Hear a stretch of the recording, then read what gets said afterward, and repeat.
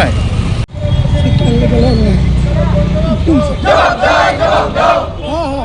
TET উত্তীর্ণ বেকার যুবক যুবতীরা একসাথে জড়ো হয়েছে, কারণ আমাদের 2 বছর ধরে আমাদের রিক্রুটমেন্ট হচ্ছে না। আমরা পাস করে বসে আছি, সার্টিফিকেট আমাদের হাতে আছে, কিন্তু আমাদের রিক্রুটমেন্ট হচ্ছে না। হ্যাঁ, আমরা টিআরবিতে বারবার আসছি, কিন্তু কোনো জবাব পাচ্ছি না। কবে নাগাদ আমাদের মেরিট লিস্ট পাবলিশ হবে, কবে আমাদের আমরা অফার পাবো ঠিক জানি না। আমরা সবাই জানি যে ত্রিপুরাতে টিচারের অনেক ক্রাইসিস। হ্যাঁ, প্রায় 4000-এর উপরে এলিমেন্টারি দপ্তরে ভ্যাকেন্সি আছে, তারপরেও আমাদের রিক্রুটমেন্ট হচ্ছে না। হ্যাঁ, প্রায় 370টা স্কুলের উপরেও এমন স্কুল আছে যাদের সিঙ্গেল টিচার, মানে একজন টিচার দিয়েই পুরো স্কুল চলছে। হ্যাঁ, তার উপরে গত 2 জুলাই সেন্সাসের জন্য প্রায় অনেকগুলো টিচার সেন্সাসের মধ্যে নাম গিয়েছে, যার মধ্যে দেখা গেছে যে কিছু কিছু স্কুল 4 জন টিচার আছে, তার মধ্যে 2 জন এই সেন্সাসের জন্য চলে গেছে। মানে আগামী তারা 2 মাস এই স্কুলে আসবে না। হ্যাঁ, তো ওইগুলো স্কুলের কিভাবে পঠন পাঠন চলবে? তো তার সাথে অনেকগুলো স্কুলের টিচারগুলো বিএলওর কাজে যুক্ত, ওরা ক্লাস করতে পারছে না। হ্যাঁ, তার সাথে অনেক প্রশাসনিক কাজের সাথে টিচাররা যুক্ত আছে। তো এই ক্রাইসিসের মধ্যে টিআরবিটি আমাদের প্রায় 2 বছর ধরে ঝুলিয়ে রেখেছে। আমাদের কোনো রিক্রুটমেন্ট হচ্ছে না, আমরা বারবার আসছি, কোনো ধরনের সদুত্তর পাচ্ছি না। এর মধ্যে আমাদের মধ্যে অনেক আছে, হ্যাঁ, যারা এই পরীক্ষায় পাশ করে আশায় আছে যে এই পরীক্ষায় পাশ করলে তার বাবা মা অসুস্থ আছে, তাদের ভালো চিকিৎসা করবে। কেউ আছে তার বোনকে বিয়ে দেবে, হ্যাঁ, এই চাকরি পেলে। তো এইসব জিনিস লক্ষ্য করেও টিআরবিটি থেকে বা সরকারের পক্ষ থেকে কোনো ইনিশিয়েটিভ নেওয়া হচ্ছে না আমাদের রিক্রুটমেন্ট সম্পর্কে। তাছাড়া আমরা দেখছি যে আমরা পরীক্ষা দিয়েছি 2025 সালের এপ্রিল মাসে, কিন্তু আমাদের প্রায় 8 মাস পরে জানুয়ারি মাসের দিকে পিজিটি পরীক্ষা হয়েছে, যেটা 11-12-এর। ওরা গত মাসে অফার পেয়ে গেল, কিন্তু আমরা কি ভুল এমন করলাম যে এখন অবধি আমরা রিক্রুটমেন্ট পাচ্ছি না? আমাদের এক্সাম এত আগে, 8 মাস আগে, তাদের এক্সামের 8 মাস আগে হওয়ার সত্ত্বেও আমরা রিক্রুটমেন্ট পাচ্ছি না। আমাদের সাথে এইভাবে সৎ সন্তানের মতো টিআরবিটি কেন ব্যবহার করছে? আমাদের কেন রিক্রুটমেন্ট করছে না?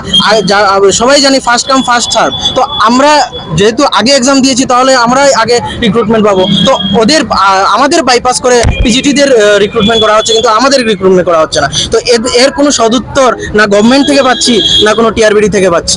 তো এর জন্য আমরা বারবার মিলিত হচ্ছি, টিআরবিটির প্রত্যেকটা স্টাফের সাথে আমরা কথা বলছি, কিন্তু কেউ বলতে পারছে না কবে নাগাদ আমাদের মেরিট লিস্ট প্রকাশ হবে।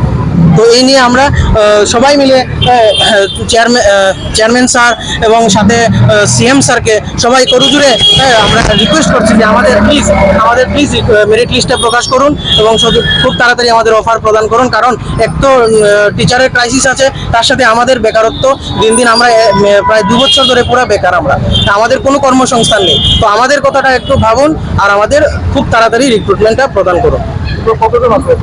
আমরা টোটাল টেট 1 এবং টেট 2 মিলে 1856 জন আছি। হ্যাঁ, তার মধ্যেও দেখা গেছে এমন ভ্যাকেন্সি ক্রিয়েট হয়েছে, তার মধ্যে প্রায় অর্ধেক ক্যান্ডিডেট পাস করেও তারা চাকরি পাবে না, কারণ এই রিক্রুটমেন্ট অনুযায়ী অর্ধেক ছাত্ররা বাদ পড়ে যাবে। তাই আমরা সাথে এটাও দাবি রাখছি ফার্স্ট লিস্ট প্রকাশের সাথে সাথে, যাতে অতি সত্বর বাকি যারা 750 সামথিং থাকবে তাদেরও যাতে একসাথে রিক্রুটমেন্ট হয়ে যায়, এই দাবিটাও আমরা রাখছি। আমাদের আন্দোলন যতক্ষণ না আমরা কোনো সদুত্তর পাচ্ছি ততক্ষণ চলবে। আমরা আজকে একটা সঠিক ডেট নিয়ে যাব যে কবে নাগাদ আমাদের মেরিট লিস্ট পাবলিশ হবে। আমরা এইভাবে দূর দূরান্ত থেকে, কেউ বিলোনিয়া, কেউ সাবরুম, সব দূর দূরান্ত থেকে আমরা এসেছি, কিন্তু বারবার চলে যাচ্ছি। তো এবার আমরা ডেট নিয়েই যাব। হ্যাঁ, আমার নাম প্রান্তিক।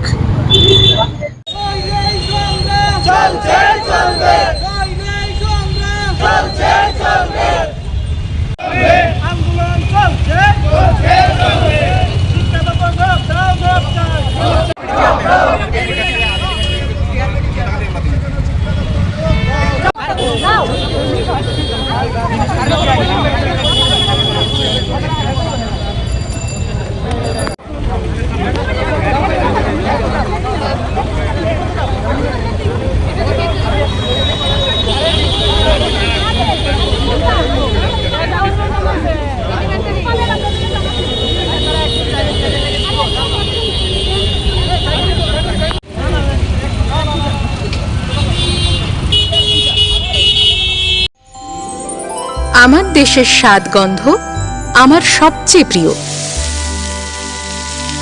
আমার জয় যেমন দেশের জয়, দেশের আনন্দ মানে আমার আনন্দ। লংতরাইয়ের গুঁড়ো মশলা হোক বা সর্ষের তেল, আমার দেশের প্রোডাক্ট। আর সেই লংতরাই দিয়ে রান্না যখন খাই তখন পাই দেশের স্বাদের আনন্দ।